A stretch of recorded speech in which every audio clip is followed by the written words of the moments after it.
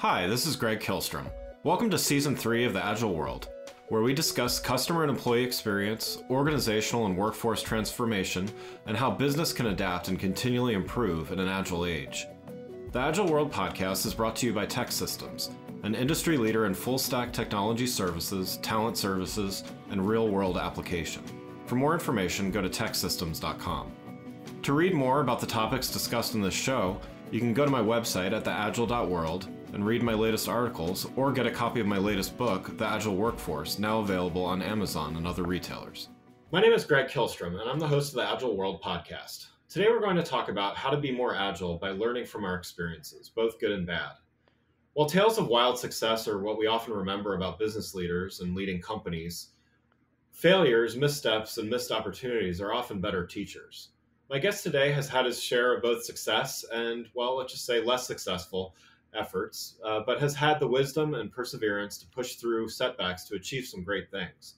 I'd like to welcome Jerry Abiog, co-founder and CMO at Standard Insights. First, Jerry, why don't you tell me a little bit about what you do at Standard Insights? Yeah, hey, Greg, thanks for having me on. So a little bit about myself, my background.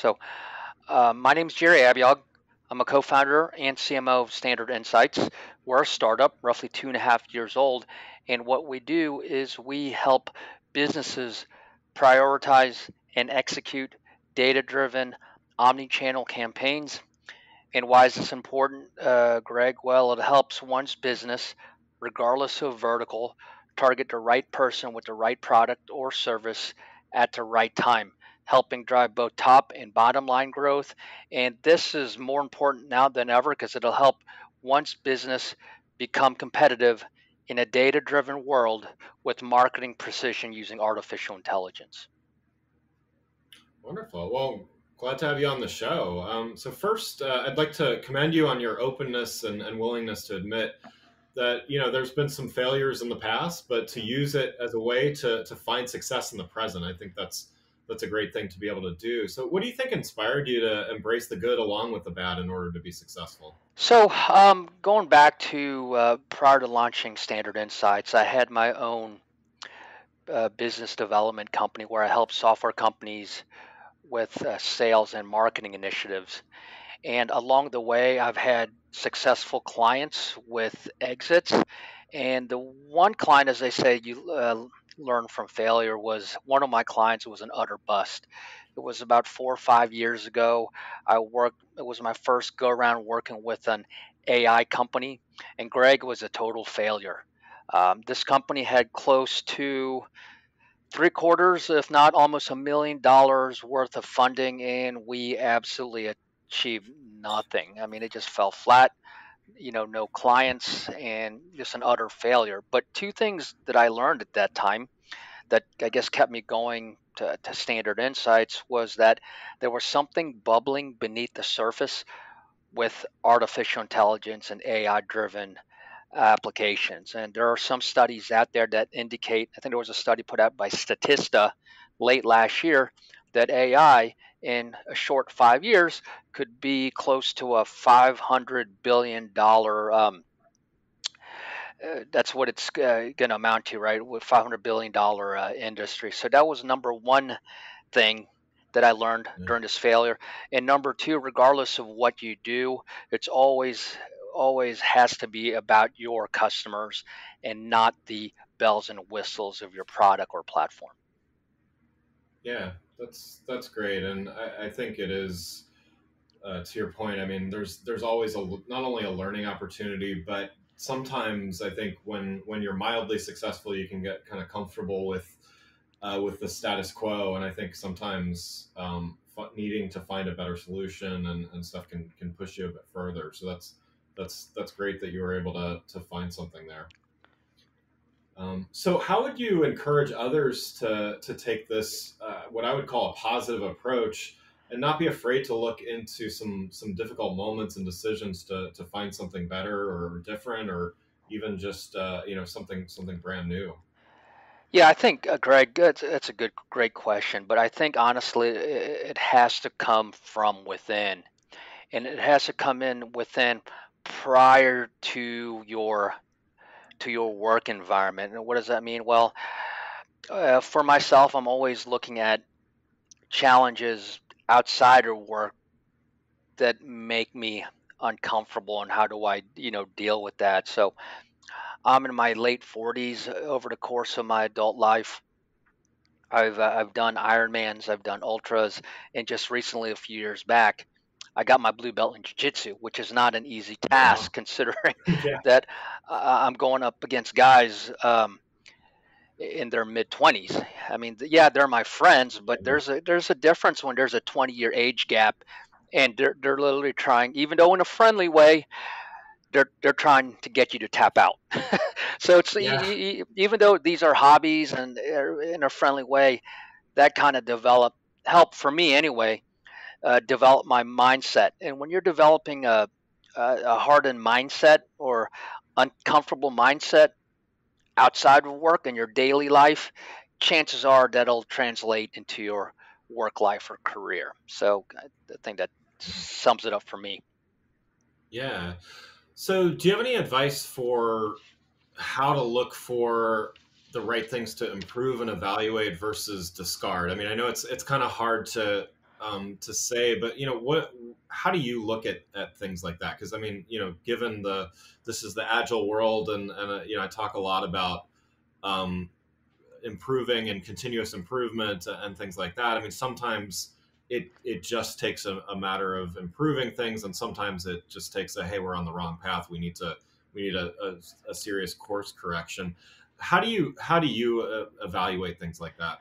So a couple things to your point, continuous improvement. That's actually on our website. So if you go to standardinsights.io and the about section, you'll see the four co-founders, and right underneath there, there's a blurb on Kaizen, continuous improvement each and every day, whether it's us, the co-founders, or all the way down to the to the interns that we're bringing on board to teach about AI. So it's always about learning each and every day. I mean, for myself, since I'm a co-founder of an AI software company, I'm always reading articles on artificial intelligence, whether they're directly related to what I'm doing or otherwise, just to learn. I'm always, listening to leadership podcasts. So it's always being open to learning each and every day, whether it's directly correlated to what you're currently doing, or even if it isn't, always getting another perspective on things.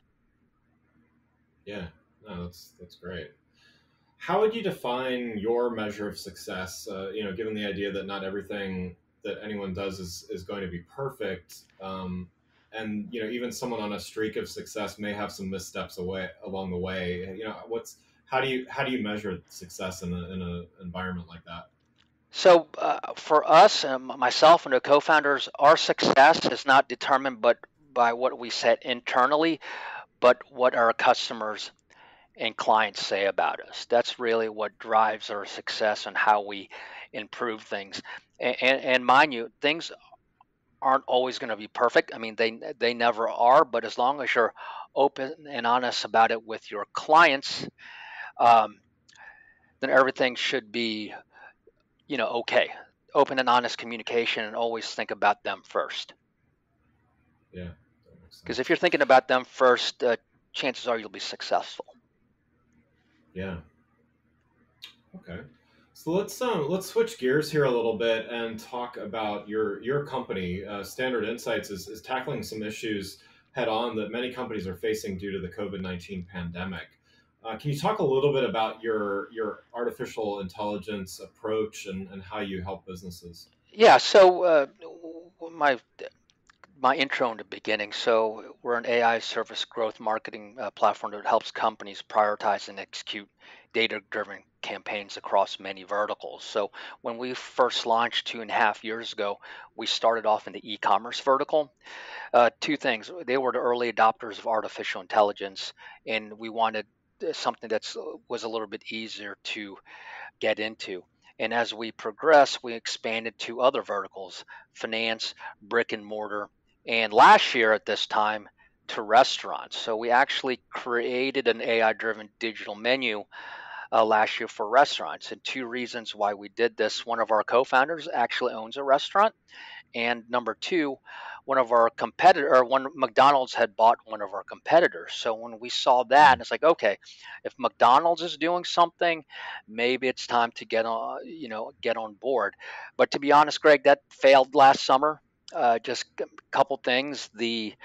Maybe we were a little bit too far ahead of the game, and to be honest, why it failed, restaurants weren't ready, or the restaurant patrons weren't ready to start ordering menu items off their phone.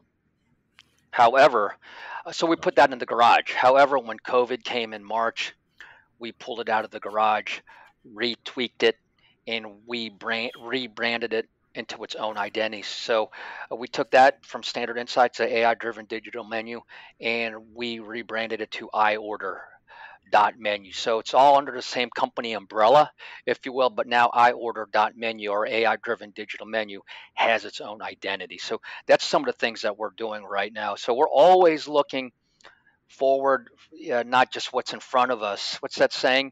Can't see the forest because of the trees. So we're always Right. looking far out, whether it's restaurants, whether it's other verticals. Just to give you an example, one of our co-founders is an MD. So now, after doing some research, hospitals and physician clinics, they don't always do a great job of marketing themselves, right? So any company that wants relevant, data driven communication to drive additional growth, we're looking at those verticals and always looking down the road and how we can help our business grow and help our clients as well. That's great. Yeah, and I mean that's some great examples of being able to be nimble and adjust as needed based on performance. So you talked a bit about AI, not only just then, but earlier on. What is it about AI in particular that holds particular promise for companies in this time, and what drew you to using it in your product? Yeah, so regardless of vertical, you have to know what your customers are going to do or what they're predicted to buy. Whether it's in e-commerce, and if you're selling sunglasses online and you've got 100 products, what is Greg predicted to buy, what is Jared predicted to buy, or you take it to restaurants with menu items. Say a restaurant has 20 menu items and you have 2,000 customers doing takeout, on your restaurant or curbside. What of those 2,000 customers, what menu items are they predicted to buy or order, right? So, and it goes beyond knowing what they're likely to do, but then you have to execute, because it's all about execution. I mean, you could have all the knowledge in your head what Greg's likely to buy or what Jerry's likely to buy, but if there's no execution, then that data is really worthless. And we're seeing an example of this, what's going on with the pandemic. There are people that side with data, and there are people that don't side with data. And it's not always easy, Greg, because we're all humans and we always do what makes us feel good, even though if it goes against the grain or goes against what data says. So I like to draw an example of if you have a bad health scores and the doctor's telling you, hey, you need to eat healthier and you need to exercise. But once the alarm clock goes off at 5 o'clock in the morning, you know that getting up to do a workout is better for you, but staying in bed makes you feel better, even though the Right. data says otherwise, right? Or eating that getting a cheeseburger with fries, or maybe instead getting a cheeseburger with salad. That salad doesn't always make us feel better, right? The fries do. So it's never.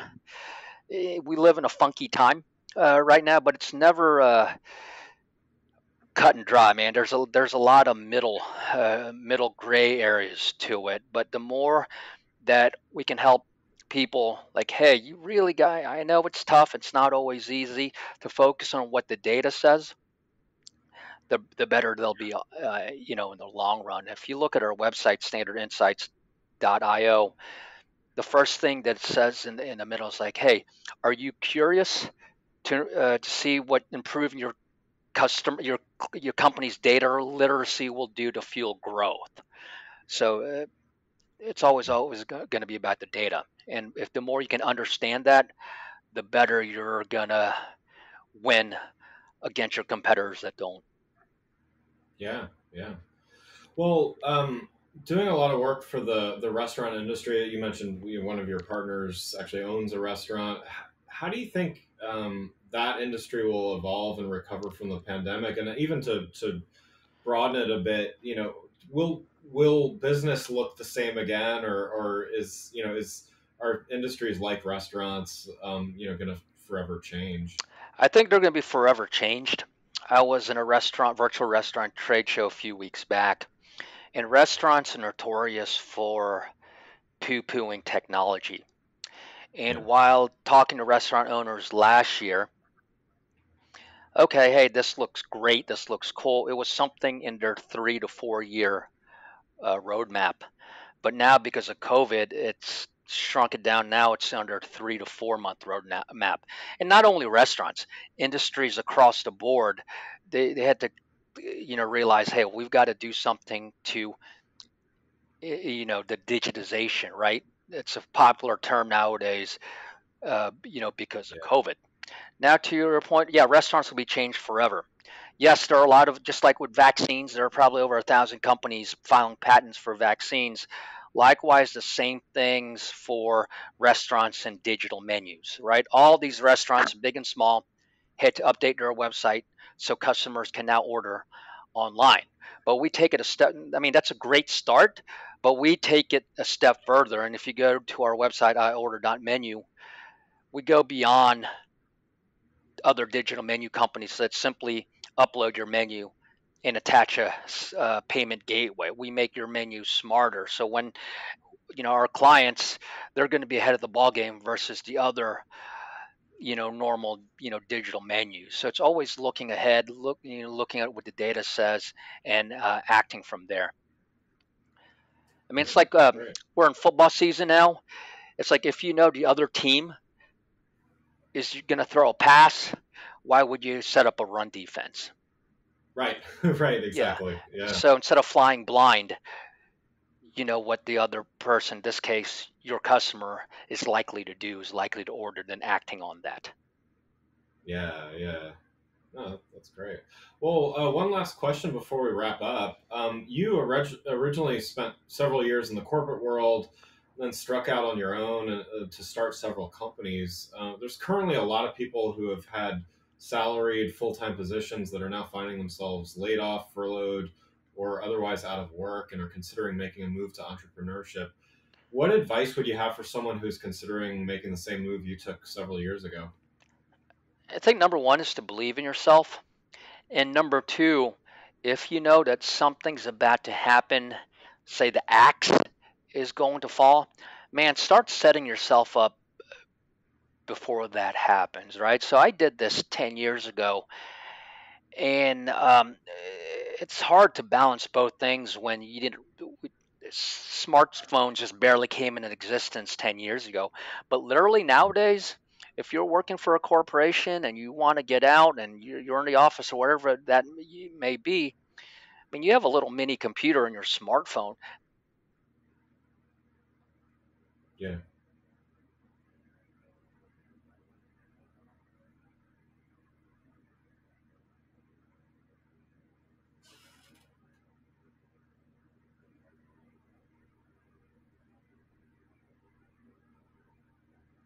Hey, you there?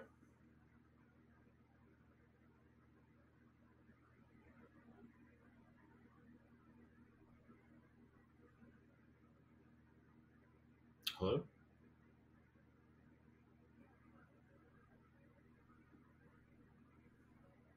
Hello, can you hear me?